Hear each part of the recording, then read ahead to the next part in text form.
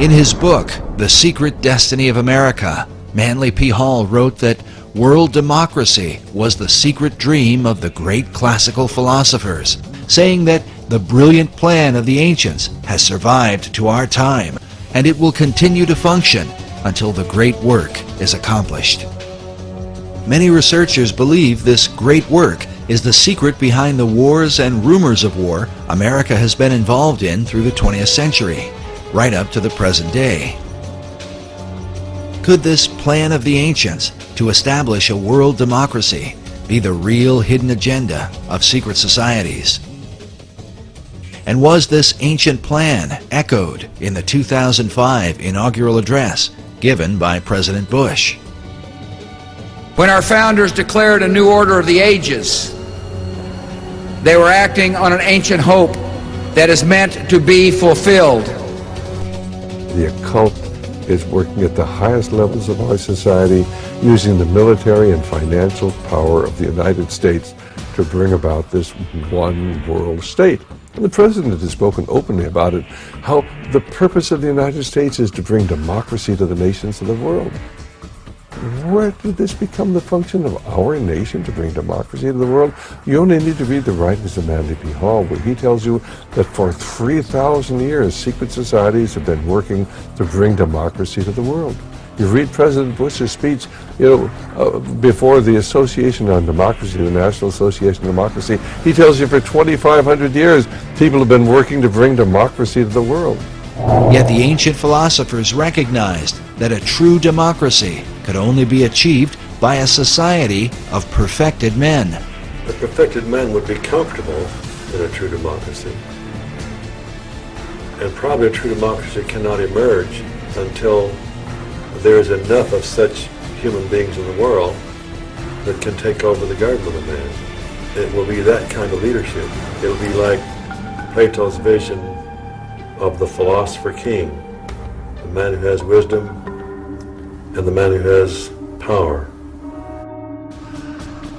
Democracy has the occult promise of a fair world to live in.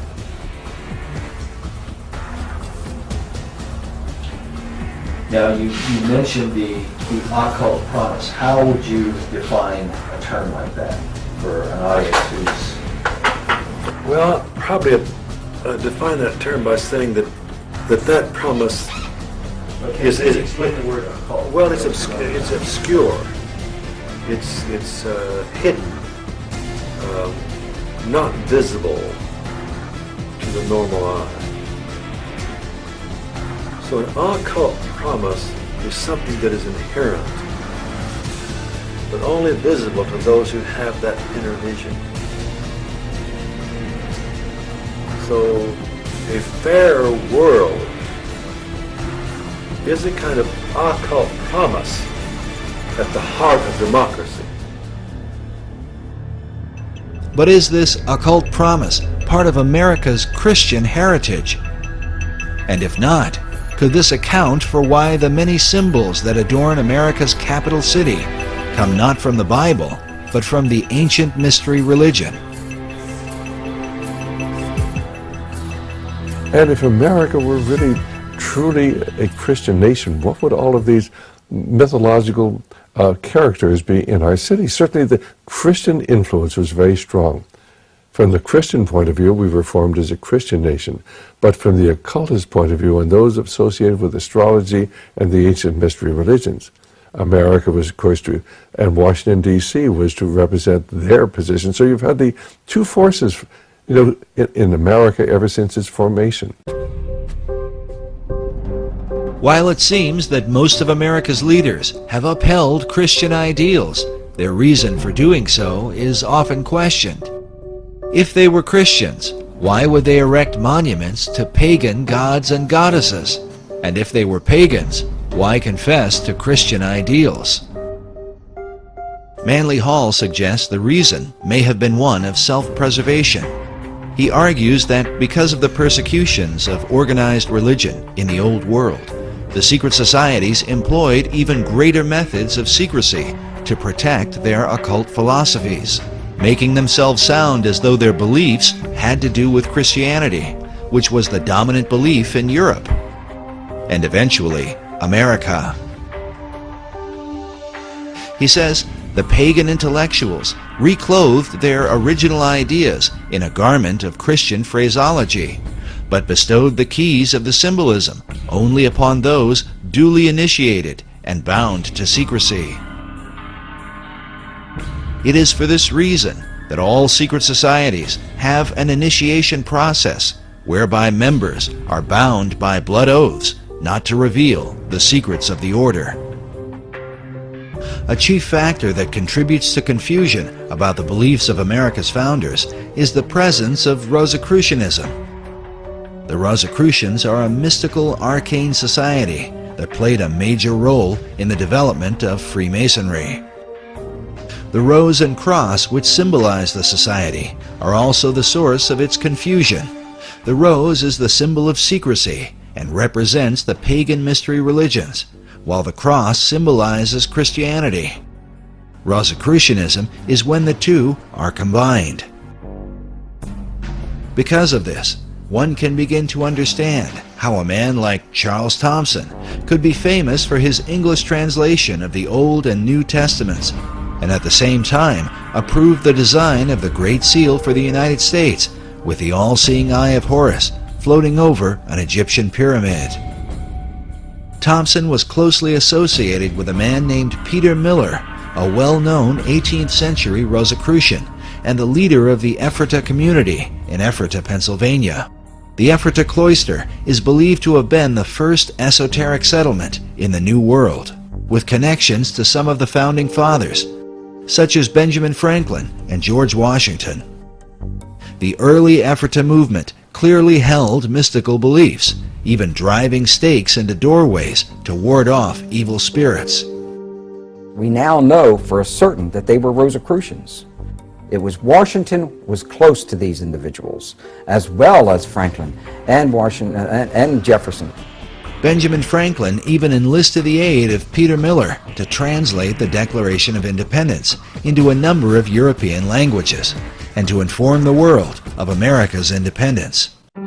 The printing for these translations was done at the Ephrata cloister. Peter Miller would have been further connected to many of the founding fathers through the American Philosophical Society, founded originally by Benjamin Franklin in 1743. The Society's members included such prominent figures as Thomas Paine, Alexander Hamilton, Thomas Jefferson, the Marquis de Lafayette, George Washington, Charles Thomson, and of course, Peter Miller. Later members would also include such names as Charles Darwin and Thomas Edison. Franklin Society is thought to be directly related to the earlier concepts set forth by Sir Francis Bacon.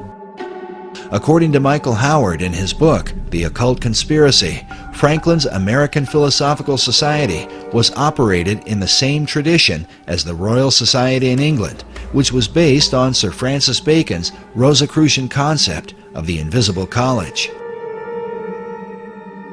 In the history of the Royal Society, they refer to the beginnings of the Royal Society came from a group of people who called themselves the Invisible College.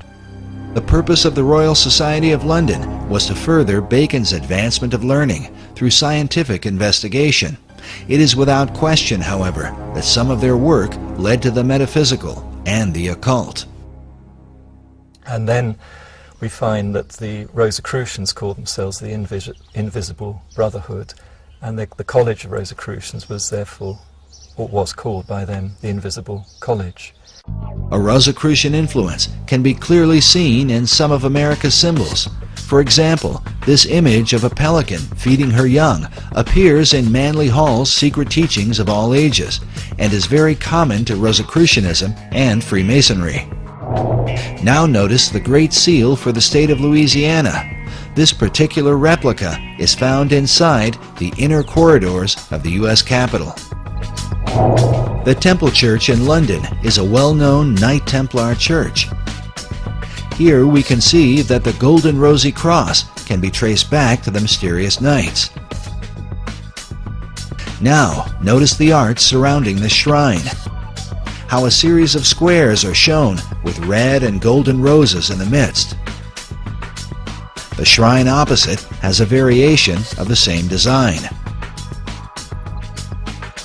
Now consider this same pattern as it appears throughout the interior of the state capitol.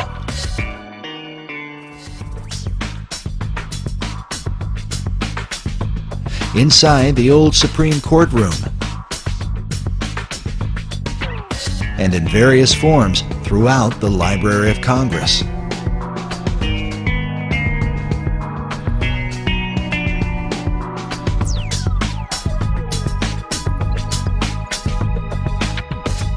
Sir Francis Bacon became the chief of the Rosicrucians in England.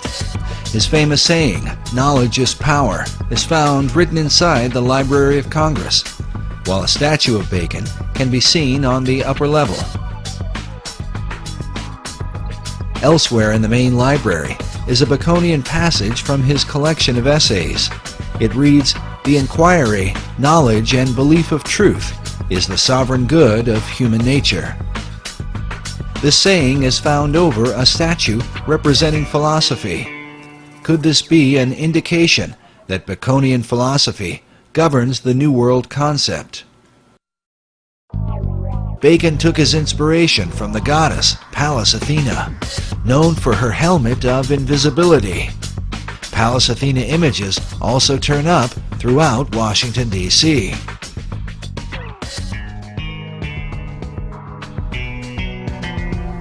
The Virginia State Seal bears the image of Athena, with her foot upon a fallen king whose crown is cast aside.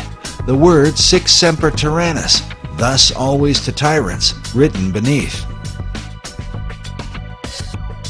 To the Romans, Athena was called Minerva. This painting of Minerva can be found in the Great Hall of the Library of Congress. At 15.5 feet high, it is the most imposing image in the room. Notice she holds a spear that comes like a ray of light from the sun, with a traditional helmet of Athena at her feet. This particular work was done by 19th century artist Elihu Vedder. Vedder was known as a symbolist painter whose style was part of a movement that can be traced to France during the 19th century and an art house called the Salon de la Rose-Croix. Yes, they were a group of Rosicrucian artists known for promoting symbolic and often bizarre imagery, some of which, like the image of this satyr, seems to be repeated inside the Library of Congress.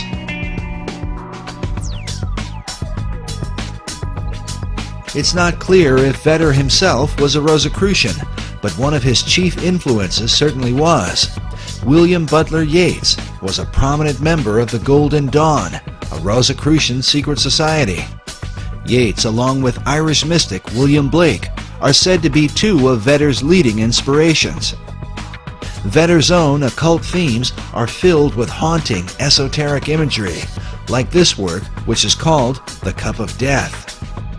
In addition to Minerva, Vedder was commissioned to do a series of paintings illustrating government, which can be found at the east end of the Great Hall in the Library of Congress. Now let's look again at this image from the Salon de la Rose-Croix. It pictures Leonardo da Vinci on the right, dressed like Joseph of Arimathea, whom occultists believe was the original cupbearer for the Holy Grail. Beside him is Dante Alighieri, dressed as a Knight Templar. By now, most people are familiar with Da Vinci's arcane background thanks to Dan Brown's Da Vinci Code.